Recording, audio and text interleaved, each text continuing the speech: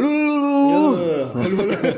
Baik lagi di MC di sini. Assalamualaikum warahmatullahi wabarakatuh. Dengan Arif para pemirsa. Ya, ketemu lagi nih Bung Arif. Kita lebih ke bahas mengenai tadi ya lanjutan dari basic fundamental data-data apa yang menarik yang harus diperhatikan oleh market. Oke, ini adalah sesi edukasi yang Baskom persembahkan untuk para pemirsa. Ya, betul. Kemarin di podcast sebelumnya kita bahas Apa tadi bilang? Kok lucu? mengenai GDP ya. Sekarang kita bahas mengenai inflasi. Oke, jadi kita udah ada seri-seri.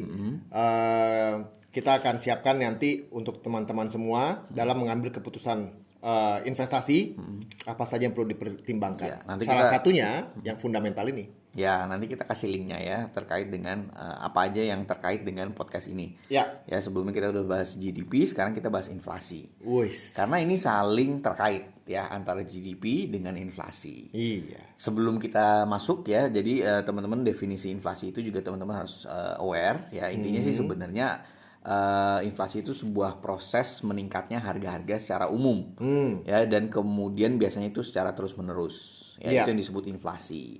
Jadi apa peningkatan harga? Inflasi itu biasanya rata-rata kenaikan harga secara umum. Oke. Ya. Lawannya inflasi itu adalah deflasi. Deflasi itu berarti kondisinya Harga harganya barang-barang bukan, turun. Iya, Oh, bukan naik oke. malah turun. Itu Nah. adalah deflasi. Ini gua nggak sabar untuk menyelak sebentar. Kenapa inflasi ini menjadi penting?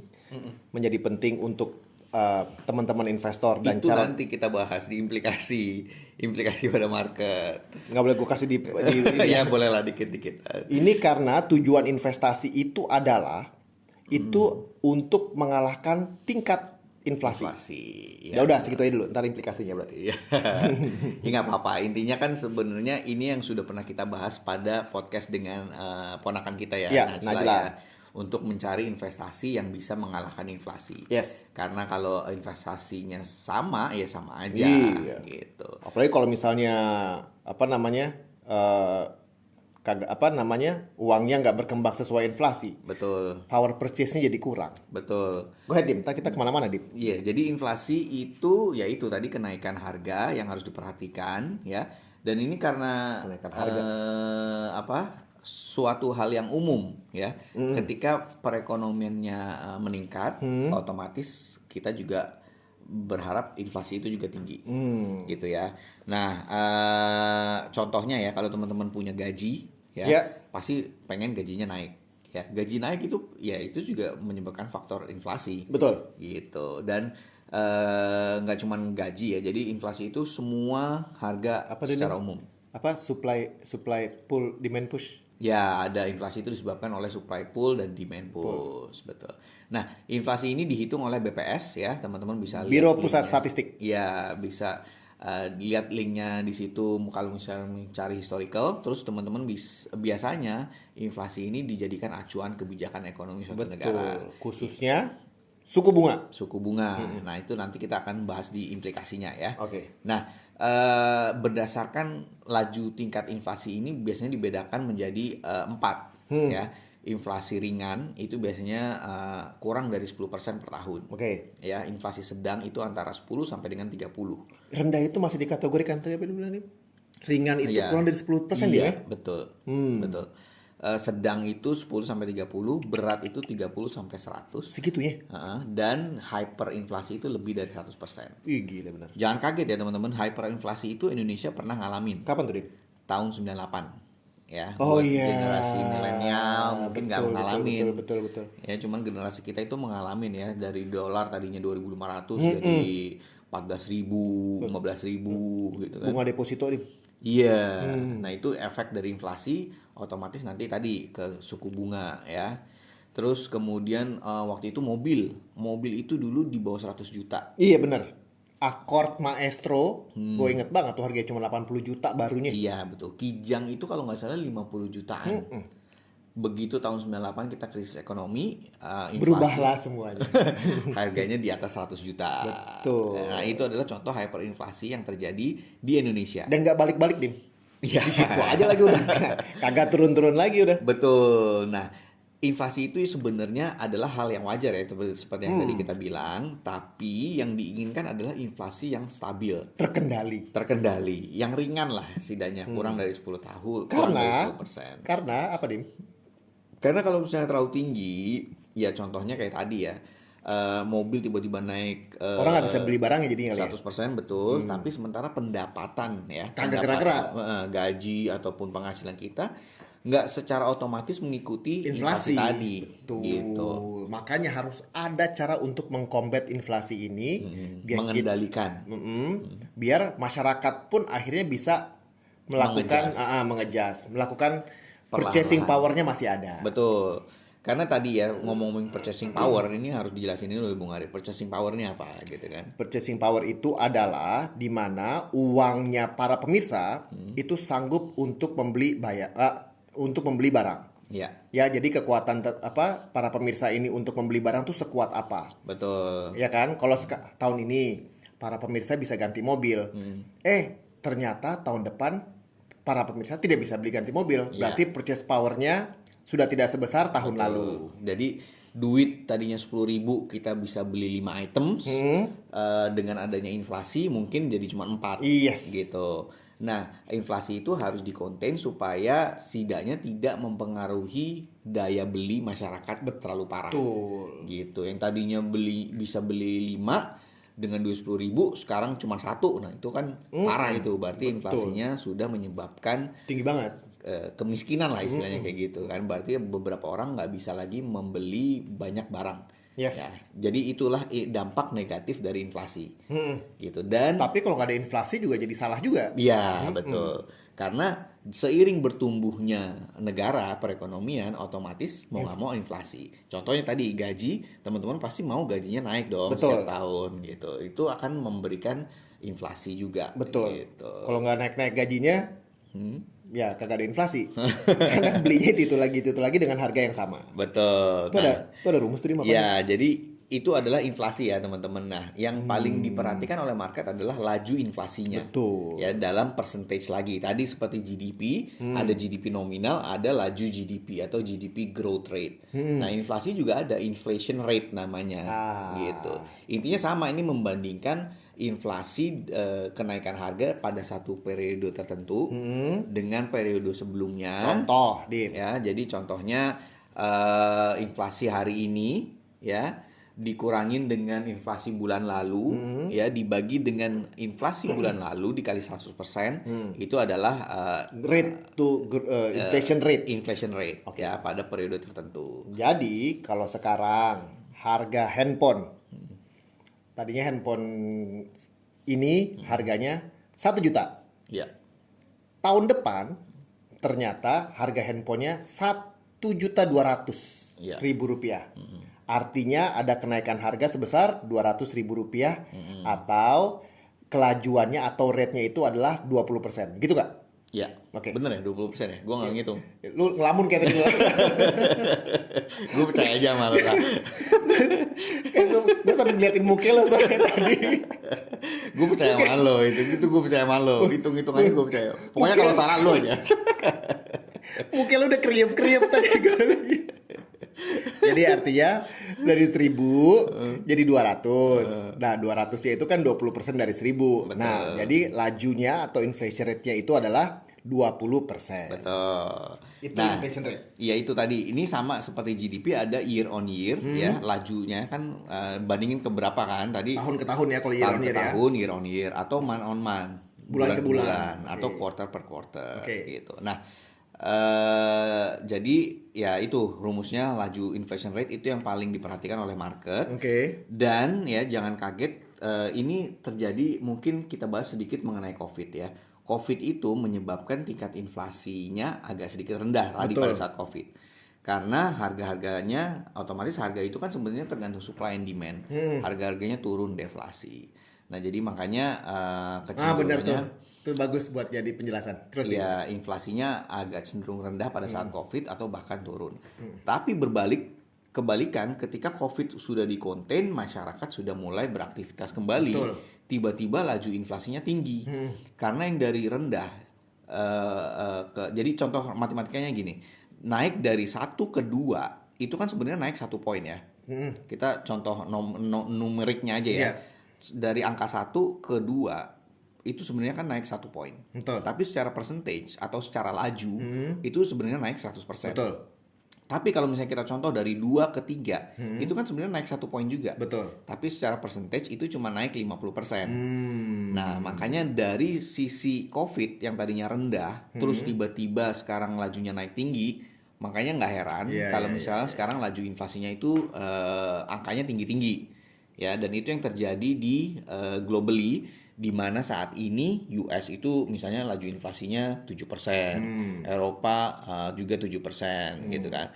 Nah, ini kita lihat chartnya ya. Ini adalah laju inflasi, inflation rate pada sebelum pandemi, di mana kalau misalnya kita lihat negara-negara maju, itu sebenarnya laju inflasinya tuh rendah. Yang normal nih seperti ini nih, Ini, Bung Adit ini ya. warna apa tuh? Warna apa, Dim? Yang laju rendah tuh yang Makin merah, makin rendah. biru, makin kalem, warnanya itu makin rendah. Oke. Ya, jadi contohnya US itu kan antara 0 sampai 2 percentage. Betul. Karena mereka ya rata-rata laju inflasinya itu cukup tinggi. Jadi kalau naik dari 10 ke 11 itu kan persentasenya kecil. Oh, base harganya ya. Iya, jadi ya makanya dia wajar kalau misalnya Tingkat inflation rate-nya rendah rendah. sebelum situasi pandemi. Betul. Ini adalah kondisinya seperti ini. Nah, tapi kalau misalnya dengan situasi pandemi yang tadinya rendah terus mereka langsung melonjak tinggi, otomatis ya nggak heran kalau sekarang inflation rate mereka itu 7%, 8% kayak gitu-gitu. Iya, iya. Itu kejadian sekarang nih. Iya, betul. Makanya ini inflation rate ini sangat tergantung dari kondisi ekonomi global secara keseluruhan. Ya, Iya. jadi apa yang acceptable, apa yang dilihat make sense pada tahun sebelum pandemi itu 2% US, sekarang justru 7%. Nanti pas di bagian implikasi ada contoh bagus gara-gara COVID ini, Dim. Di bagian implikasi nanti. Oke.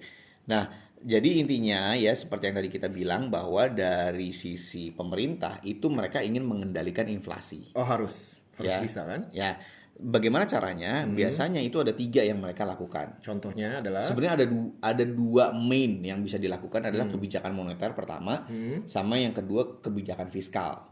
Kalau kebijakan moneter itu direct impact lah, Itu efeknya yang itu moneter biasanya tuh ya? langsung moneter. Tapi kalau Contohnya apa, fiskal Dim? itu mungkin nggak terlalu direct. Ya. Kalau moneter tuh kayak gimana, Dim? Kalau moneter itu biasanya ada 3 ya. Yang pertama itu biasanya operasi pasar terbuka kalau bahasa Indonesianya. Intinya itu bank sentral itu di Indonesia itu iya, namanya benar. Bank Indonesia ya, BI kita singkat.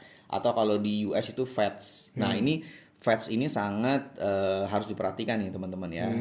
Jadi itu banyak kebijakan-kebijakan yang dilakukan oleh bank sentral. Kalau operasi pasar terbuka itu biasanya bank sentral negara tersebut itu membeli atau menjual obligasi negara tersebut. Ya, jadi kalau misalnya inflasinya tinggi, ya mereka ingin mengurangi jumlah uang yang beredar di pasar. Betul.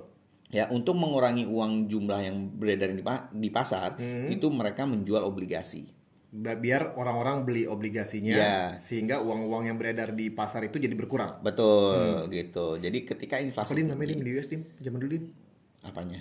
Programnya dia, Bonds buying program. bonus buying program. Ya, jadi dan sebaliknya jika ketika misalnya angkanya deflasi alias angkanya rendah inflasinya, laju inflasinya, bank sentral pengen banyakin uang di market Oke. dengan cara mereka membeli obligasi di market.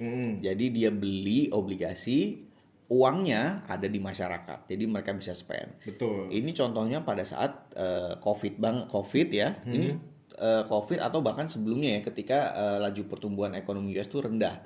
Di mana Fed itu salah satu kebijakannya adalah melakukan stimulus moneter. Betul.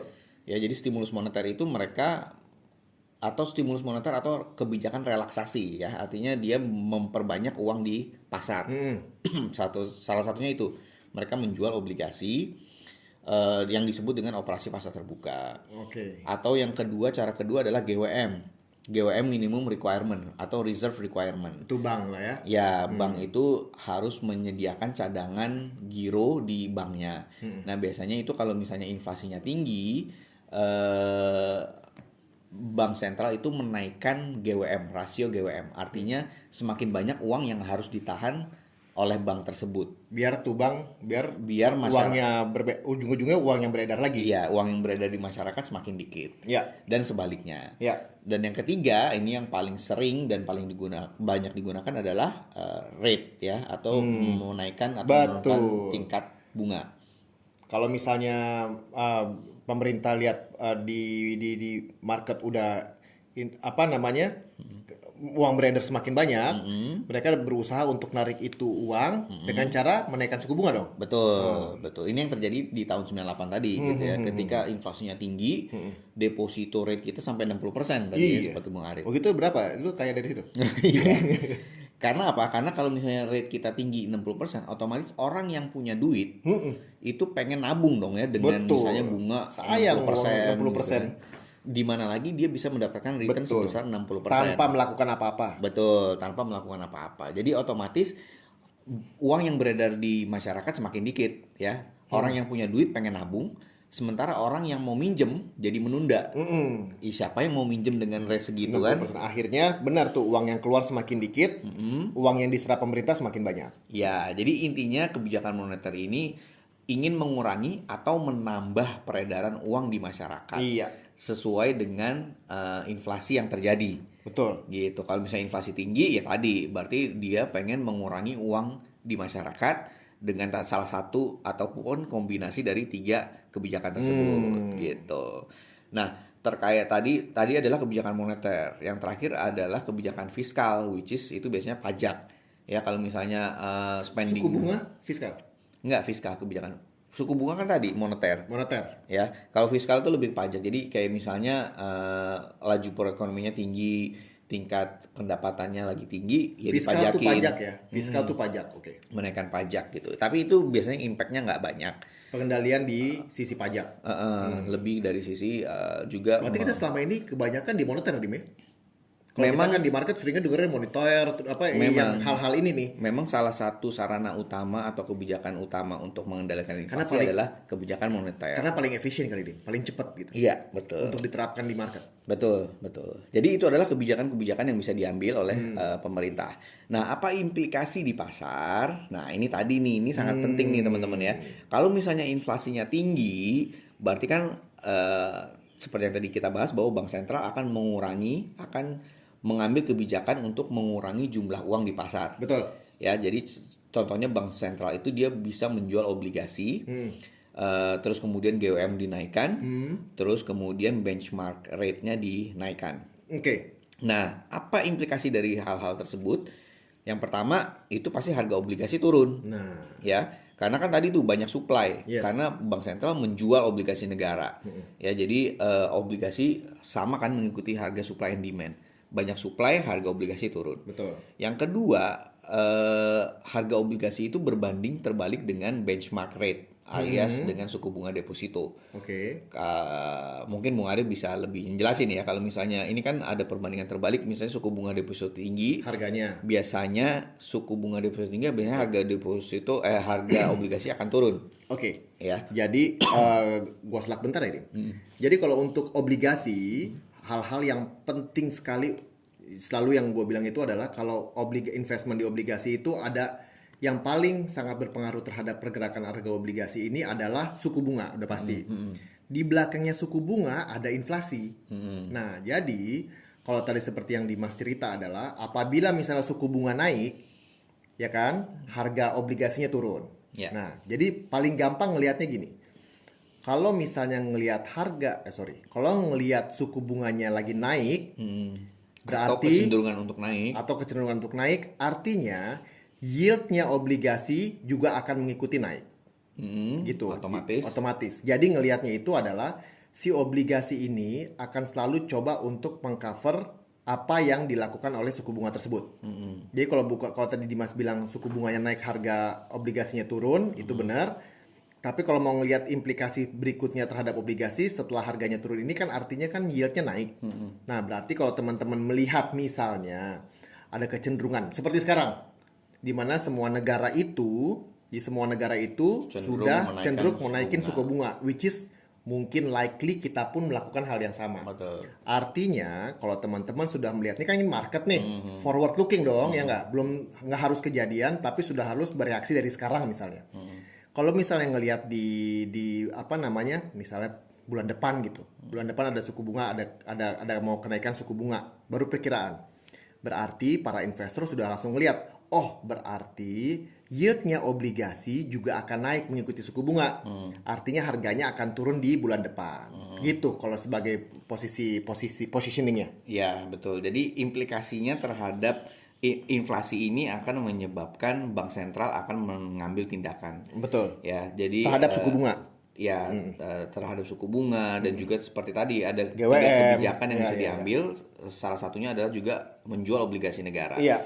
Jadi ketika inflasi tinggi, bank sentral akan mengurangi jumlah uang yang di pasar, harga obligasi turun karena tadi supply-nya akan banyak karena dijual sama bank sentral juga ikut-ikutan jual. Iya, betul. Terus kemudian benchmark rate ini juga otomatis akan naik sehingga harga obligasi yang mempunyai negative correlation dengan benchmark rate itu juga akan turun. Ya. Terus efek yang kedua adalah inflasi tinggi, bank sentral biasanya juga akan naikin suku bunga. Suku bunga berarti suku bunga naik, berarti bunga pinjaman juga akan naik.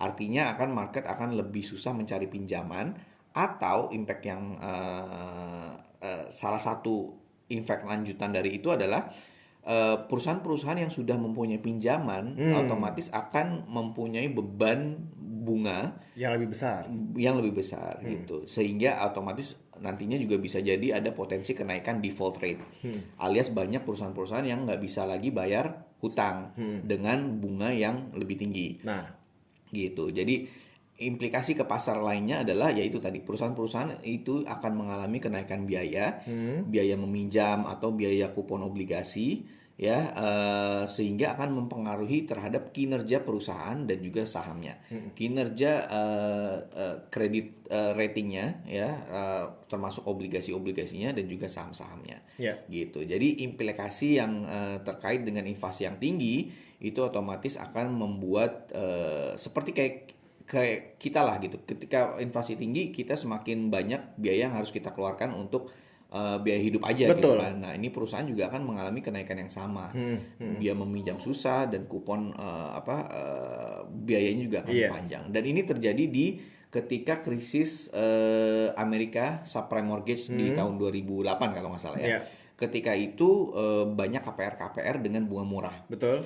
Tiba-tiba karena kondisi ekonominya itu inflasinya tinggi, Fed itu menaikkan suku bunganya. Otomatis bunga KPR itu juga tinggi. Betul. Nah, sehingga banyak orang-orang yang tadinya apply KPR itu gampang bayarnya, sekarang banyak yang susah, banyak yang seret. Akhirnya jadi banyak yang default. Betul. Sehingga itu yang menyebabkan secara otomatis akhirnya mereka gagal untuk memiliki rumah. Gagal bayar, akhirnya rumahnya disita, harga rumah turun dan lain-lain. Implikasinya panjang ke perekonomian negara Amerika tersebut. Itu yang terjadi kalau misalnya inflasi tinggi sehingga bank sentral terpaksa menaikkan suku bunganya, sehingga efeknya seperti tadi, teman-teman. Jadi kalau untuk jangan main-main sama inflasi ini. Betul. Karena inflasi ini harus, ya itulah, kita mesti menghargai juga respect yang pemerintah lakukan, karena harus ada dua sisi yang mesti dilindungi dalam si inflasi ini. Kalau kita naikin kebanyakan, kasihan si para peminjam-peminjam, di mana peminjam ini itu adalah penggerak ekonomi. Betul. Semua perusahaan yang gede-gede pasti ada pinjaman. Nah, tapi di sisi lain, kalau misalnya dibiarin naik gitu aja, kasihan yang beli-beli barang. Nggak cukup nanti dia buat beli sarapan pagi. Betul. Berarti intinya balancing kan ya. Betul. Fungsi dari bank sentral itu balancing supaya inflasinya bisa di-contain tanpa harus menyebabkan perusahaan-perusahaan jadi semakin sulit. Nah, gitu. Jadi kalau untuk sesi ini itu ngasih tahu bahwa kalau dari sisi investment, yang satu mesti diperhatiin, kalau udah terkait dengan suku bunga dan inflasi, itu sangat-sangat berpengaruh terhadap harga obligasi. Itu satu. Yang kedua, terhadap saham gimana, Dim? Tadi ya, dari sisi perusahaan otomatis akan mengalami kenaikan biaya apabila inflasinya tinggi. Karena tadi suku bunga akan dinaikkan, otomatis biaya pinjaman. Berarti bottom line jadi lebih turun. profitabilitasnya jadi turun. Betul. Nah, dan juga impact-nya ke retail, sektor retail itu juga akan sangat besar. Kayak tadi KPR ya, tiba-tiba KPR itu kan kadang-kadang banyak yang volatile kan rate-nya. Bukan volatile, apa, flexible, flexi rate gitu ya. Ketika suku bunganya naik ya otomatis KPR rate-nya juga naik.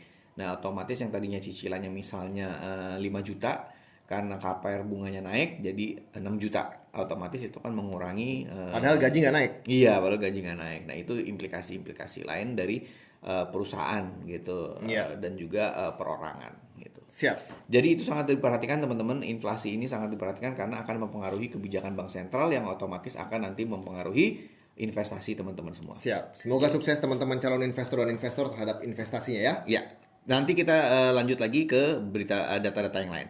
Sip. Thank you. Thank you, bye-bye.